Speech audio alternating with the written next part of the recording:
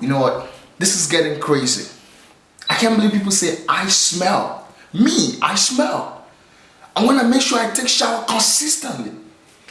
I make sure I take showers once every 2 weeks.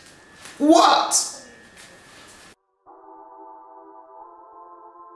We are consistently inconsistent, and this is one of those things that we all have in common. You will see that even the most consistently organized person is inconsistent in another area of their life. Point being that we are more consistent in certain areas than others. And typically, we are more consistent in those things that we believe are more important to us.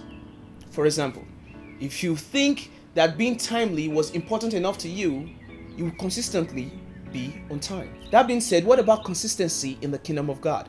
This includes your work, your service, and most importantly, your relationship with the Father. Why do we struggle with being consistent if we understand the importance of a true relationship with God? Oh, by the way, I asked this because I found myself asking the same question recently. Isn't the love of God enough to make us consistently treasure, surrender, and serve Him?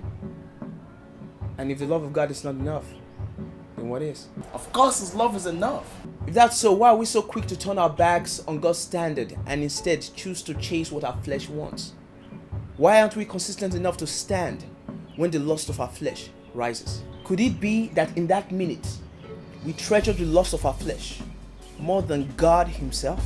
In Genesis, Joseph had the opportunity to pick his flesh over God, but instead his response was this: how can I do this great evil and sin against God? You see, whatever we choose to take above God becomes God to us. And this is what sin does very well. It makes many gods of things that are fleeting. As a Christian, you will have those times of inconsistency when you know what to do, but you find out that you end up doing the opposite. But here is the big difference.